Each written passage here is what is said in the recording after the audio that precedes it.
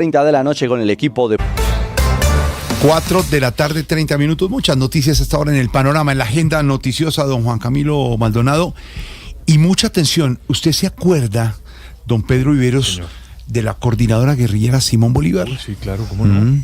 Cuando el gobierno del presidente Gaviria, Sí, señor. después del presidente Barco, se juntaron todos los grupos en su momento alzados en armas por convicciones políticas, se juntaron en esa coordinadora guerrillera Simón Bolívar. Se reunieron en Caracas varias veces en diálogos.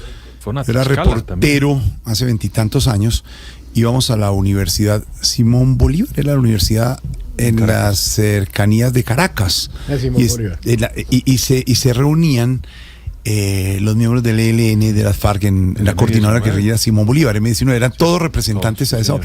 Y Venezuela en ese momento, que no era del régimen, era chavista, No era régimen. pero daba la garantía para que los diálogos se dieran allá. Escuche esto. Es la noticia del momento, Jorge, Pedro y oyentes. El ELN le dice sí a Iván Mordisco y respalda una unión de guerrillas en Colombia para atacar a los Estados Unidos. Mucha atención. El cabecilla de la guerrilla del ELN, Antonio García, aseguró a la agencia AFP que respalda la propuesta de unificar a las guerrillas del país para combatir a los Estados Unidos luego de las amenazas de ataques terrestres de Donald Trump contra narcotraficantes. Si se trata de una iniciativa para defender la patria contra el agresor extranjero, nos encontraremos en la lucha, le dijo García en un correo electrónico a la agencia AFP. Recordemos que la semana pasada el criminal más buscado de Colombia, Néstor Gregorio Vera, alias Iván Mordisco, hizo esta propuesta. Solo una cosa, Jorge. Señor. Se le olvida a estos señores que ellos ya no tienen propósitos políticos. Esa coordinadora guerrillera del siglo pasado tenía unos propósitos políticos. De paz. Estos señores No. son unos delincuentes. La diferencia es esa, sí, claro. señor. Uno es amenazas de ataques contra Estados Unidos. Ese momento eran, me acuerdo mucho de Francisco Galán del ELN, con quien Una hablábamos. agenda política seria. Estaba Alfonso Cano, alias Alfonso Cano. señor. Estos eran unos señores Jacobo Arenas. Jacobo Arenas alcanzó a ir. Y nosotros cubríamos eso. Es que, perdón, no era la Universidad Simón Bolívar, era una universidad a la salida de Caracas, y cubríamos allá la información y verlos a ellos, pero lo veíamos hablando de propuestas de paz, no como esto que usted está contando, que es primicia informativa, que sería hablando de ataques y de unirse para atacar. Eso es otra cosa. El propio ministro de Defensa, Pedro Sánchez, ha calificado en varias ocasiones a las disidencias de las FARC al mando de Iván Mordisco como un cartel de la droga. De hecho, los ha expuesto en Washington también como un grupo narcotraficante. Y sabe que estos señores también, esos señores no respetaron unos acuerdos de paz que se firmó con las FARC. 5 años negociando. Y muchos de estos señores no respetaron esos acuerdos. No se acogieron a esa extinción de la guerrilla de las FARC, y el ELN en estos momentos está en una incertidumbre. Lo último que dijo la jefe negociadora con esa guerrilla, Vera Grave, que es guerrillera de la extinta del extinto M19, fue que ellos mandaron un mensaje y que Antonio García nunca contestó. La cifra del día, señor. Al menos 17 gobernadores del país se le rebelaron al gobierno del presidente Gustavo Petro y coincidieron en que no acatarán los decretos de la emergencia económica. Uno de ellos que afecta a las finanzas de las regiones porque toca el hipoconsumo sobre licores y tabacos. Anunciaron que van a presentar 17 tutelas individuales en contra de estos impuestos. Ya se habla de la rebelión de gobernadores o de la rebelión del aguardiente. Pues si son ya 17 gobernadores que explicaban desde esta mañana que no van a hacer caso a estos impuestos de una emergencia económica, que ya comentaba ayer don Ricardo Espina en primicia informativa aquí en Voz Populi, en Blue Radio, que tienen varios argumentos, tanto de forma como de contenido, para que de pronto y posiblemente no queden firme esa emergencia económica, con también la noticia de lo del aumento del salario mínimo. Por eso los gobernadores dicen, tomamos distancia frente al tema, mientras se hacen las cuentas, porque como decía Pedro ayer, si ya se adopta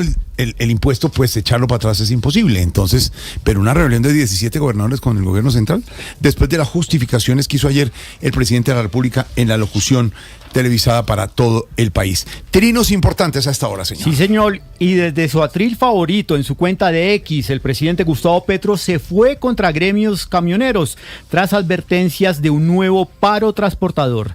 No se puede transportar sobreexplotando a los conductores. El presidente desestimó las denuncias de los transportadores que advierten un alza en el costo de la operación en hasta un 13%. Esto por los coletazos del incremento del salario mínimo para este año. En otro trino, el jefe de Estado dijo que tras haber pagado la deuda del Fondo de Estabilización de Precios de los Combustibles, su gobierno comenzará a bajar el precio de la gasolina en el país.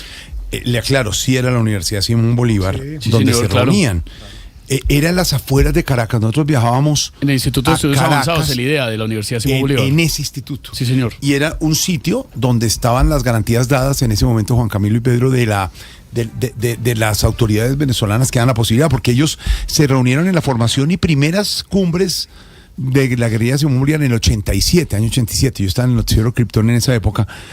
Ocurrieron en Colombia y ellos lo trasladaron de Colombia a Caracas, que dijo, sí, aquí lo podemos hacer, y en esa universidad, y eran tiempos de diálogos.